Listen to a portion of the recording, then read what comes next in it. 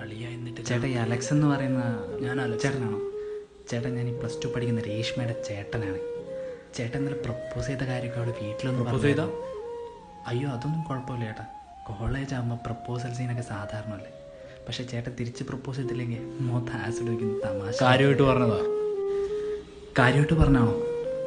ഓ, കാര്യമായിട്ട് പറഞ്ഞാന്ന്. അപ്പം എങ്ങനെ ആസിഡ് ചേട്ടൻ കൊണ്ടുവരണോ അതോ ഞാൻ കൊണ്ടുവരണോ? പേടിക്കണ്ട, ഞാൻ കൊണ്ടുവന്നിട്ടുണ്ട്. മോളെ, ആസിഡ് കണ്ടില്ല. ഇതെങ്ങനെ ചേട്ടൻ ഒഴിക്കുന്നോ അതോ ഞാൻ ഒഴിക്കണോ? ഞാൻ തന്നെ ഒഴിക്കല്ലേ. പേടിക്കാതടാ, ആസിഡല്ല പച്ചവെള്ളം. ഇമ്മാതിരി പോക്കൃത്തരമായിട്ട് ഇനി പെൺപിള്ളേരുടെ മുമ്പിലെങ്ങാനും ചെന്നു എന്ന് ഞാൻ അറിഞ്ഞ നിന്നെ വീട്ടിൽ കയറി ആസിഡ് ഒഴിച്ച് കത്തിക്കും ഞാൻ. മനസ്സിലായടാ?